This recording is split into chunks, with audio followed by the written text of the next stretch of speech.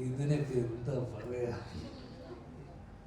ഞാൻ ഈ അടുത്ത കാലത്തൊക്കെ ചില കോളേജിലൊക്കെ പോകുമ്പോൾ, എഞ്ചിനീയറിംഗ് കോളേജ്, IIT-യിലൊക്കെ ഞാൻ പോയ സമയത്തൊക്കെ, മദ്രാസിലൊക്കെ പോയ സമയത്തൊക്കെ അവരെയൊക്കെ ഞാൻ ഉപദേശിക്കേണ്ട അവസ്ഥ ആലോചിച്ചു. അവരത് കേൾക്കേണ്ട ഒരു അവസ്ഥ ആലോചിച്ചു. ഞാൻ +2 എൻ്റെ മോട്ടിവേഷനൊക്കെ കേട്ടിട്ട് അവരൊക്കെ അതെന്തൊരു ഗതികെട്ട അവസ്ഥയല്ലേ. ഇത് കേൾക്കുന്ന ഒരു മാഷിന്റെ ഒരു അവസ്ഥ ആലോചിച്ചു. ഇത് ഏതെങ്കിലും ഒരു മാഷ് ഇത് കാണുന്നുണ്ടെങ്കിൽ ഞാൻ എൻ്റെ ഉപദേശം ഇരുന്നിട്ട് ഇതുപോലെ ഒന്ന് എറിഞ്ഞു പൊട്ടിക്കാൻ തോന്നില്ലേ. പോണവന് എറിപ്പിക്കണ്ട, ഒന്നും പറയണില്ല.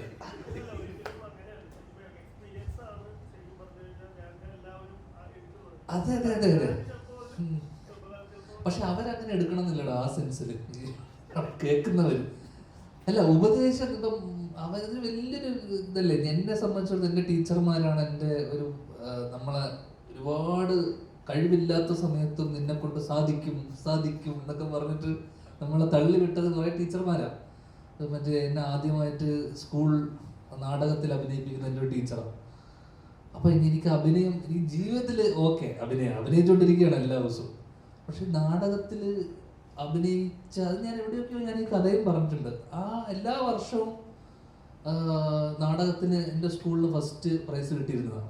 ആ വർഷം മാത്രം കിട്ടിയില്ല, ഞാൻ അഭിനയിച്ച വർഷം.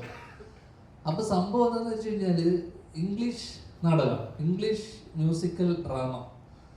അങ്ങനെ ഈ ടീച്ചർ എന്നെ നിർബന്ധിക്കുന്നു. ടീച്ചർ പറയുന്നത് നിന്നെ കൊണ്ട് സാധിക്കും, നീ ഒന്നുമില്ലെങ്കിലും ശ്രീനിവാസൻ എന്ന് പറഞ്ഞൊരു മഹാനായ കലാകാരൻ്റെ, ചെന്നൈയിലാണ് പുള്ളിക്കാരി, മലയാളിയാണ് കലാകാരൻ, എന്തെങ്കിലും കഴിവ് നിന്നിൽ ഉണ്ടാവുമല്ലോ. ഞാൻ പറഞ്ഞു ടീച്ചർ അങ്ങനെ ഒന്നും നിർബന്ധമില്ല, ഒരു കഴിവില്ലാത്ത എത്ര മക്കളുണ്ട്, ഉദാഹരണം വരെ ഞാൻ പറഞ്ഞു കൊടുത്തു. അങ്ങനെ ഒരു കാര്യമില്ല, എനിക്ക് അങ്ങനെ ഒരു കഴിവില്ല, നിന്നെ നിർബന്ധിക്കരുത്, ഇല്ല എന്നിൽ അങ്ങനെ ഒരു കഴിവുണ്ടെന്നൊക്കെ പറഞ്ഞ്. ഞാൻ അന്ന് 9ാം ക്ലാസ്സിൽ പഠിക്കുമ്പോൾ സൂപ്പർ സീനിയർ ആയിരുന്ന ഒരു പെൺകുട്ടിയുണ്ട് എൻ്റെ നാടകത്തിൽ, സ്കൂൾ ലീഡറും കൂടിയാണ് പെൺകുട്ടി. പിന്നെ അവളെ എല്ലാ ദിവസവും കാണാമല്ലോ എന്നൊക്കെയുള്ള രീതിയിലാണ് ഞാൻ ഈ നാടകത്തിൽ അഭിനയിക്കാനൊക്കെ പോകുന്നത്. അങ്ങനെ റിഹേഴ്സൽ നടക്കുന്നു. അപ്പോൾ നമ്മൾ റിഹേഴ്സ് ചെയ്തിരുന്ന ഒരു സ്റ്റേജ് ഉണ്ട്. ആ സ്റ്റേജ് ഇപ്പോൾ വലിയ സ്റ്റേജിലായിരുന്നു ഞങ്ങൾ റിഹേഴ്സ് ചെയ്തിരുന്നത്. വലിയ സ്റ്റേജിൽ, ഞങ്ങളുടെ സ്കൂളിൻ്റെ സ്റ്റേജിലാണ് റിഹേഴ്സ് ചെയ്തത്. അപ്പോൾ ഞാൻ അതിൽ 90 വയസ്സായിട്ടുള്ള അപ്പൂപ്പനായിട്ട് അഭിനയിക്കുന്നു.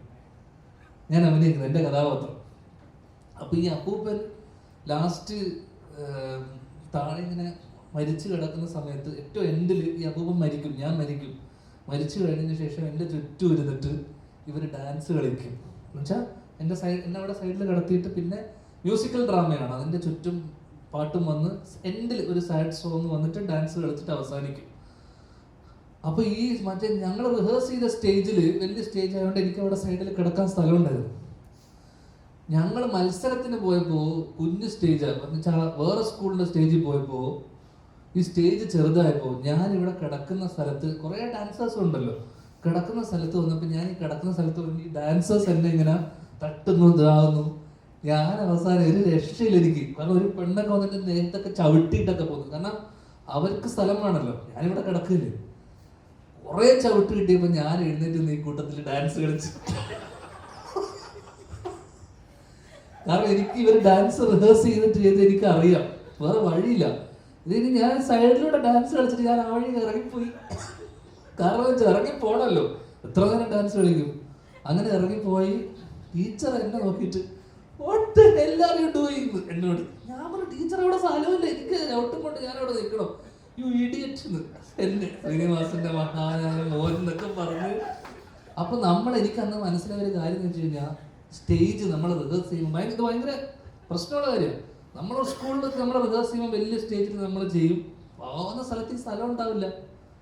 അപ്പൊ ഇതുപോലത്തെ ടീച്ചർമാര് കേട്ടിട്ട് നമ്മൾ ഇങ്ങനത്തെ പരിപാടിക്കൊന്നും പോകരുത്. ഒരു ഓർമ്മ പുതുക്കിയെന്നേ ഉള്ളൂ.